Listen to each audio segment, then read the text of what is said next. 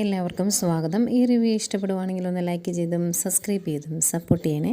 അപ്പം രോഹിത്തിന് ആകെ ക്ഷീണമാണ്. രോഹിത്തിൻ്റെ തലയ്ക്ക് ഏറ് കിട്ടി നെറ്റിയൊക്കെ പൊട്ടിയിരിപ്പുണ്ട്.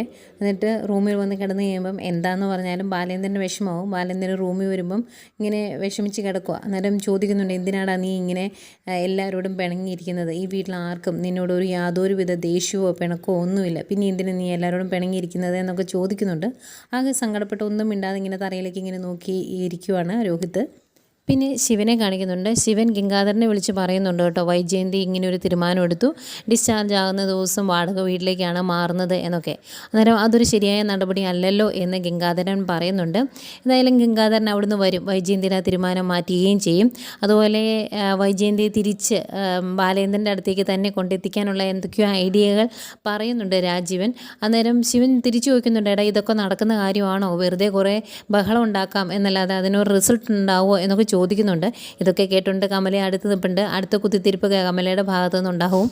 അതുപോലെ ഇത്രയും പ്രശ്നങ്ങളൊക്കെ ഉണ്ടായ മാനസിക സംഘർഷവും എല്ലാം കാരണമായിരിക്കും ചെറുതായിട്ട് രോഹിത്തിന് പനിച്ചു തുടങ്ങിയിട്ടുണ്ട്.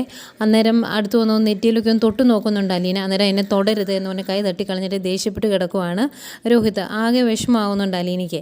അലീനയുടെ ഈ സ്വഭാവം ഒട്ടും ഇഷ്ടപ്പെടുന്നില്ല ബബിതയ്ക്ക്. ബബിത അത് മനുവിനോട് പരാതി പോലെ പറയുന്നുണ്ട്. അന്നേരം മനു ബബിതയോട് പറയുന്നുണ്ട്, അവളുടെ മനസ്സിൽ നിങ്ങളോട് ആരോടും യാതൊരു വൈരാഗ്യമോ ദേഷ്യമോ ഒന്നുമില്ല, അതുകൊണ്ടാണ് അവൾ വീണ്ടും വീണ്ടും ഇങ്ങനെ ഓരോ കാര്യങ്ങൾ ചെയ്യുന്നത് എന്ന്. ബബിതയ്ക്ക് അതും ഇഷ്ടപ്പെടുന്നില്ല മനു അലീനയുടെ ഭാഗത്ത് നിൽക്കുന്നത്. അതുപോലെ പനി കൂടിയിട്ടായിരിക്കാം പിന്നീട് രോഹിത്തിൻ്റെ നെറ്റിയിൽ തുണിയൊക്കെ നനച്ചിട്ട് കൊടുത്തിട്ട് അടുത്തിരിക്കുന്ന അലീനയെ കാണിക്കുന്നുണ്ട്. ഇങ്ങനെ പിന്നെയും പിന്നെയും അങ്ങോട്ട് ഓരോ കാര്യങ്ങൾ ചെയ്തു കൊടുത്ത് രോഹിത്തിൻ്റെ മനസ്സ് പയ്യെ മാറ്റിയെടുക്കാനാണ് അലീന ശ്രമിക്കുന്നത്. ഏതായാലും ഇതൊക്കെ പ്രൊമോ വിശേഷങ്ങളായിട്ട് കാണിച്ചതാണ്. എപ്പിസോഡ് ഇന്നും വൈകിയേ വരുള്ളൂ.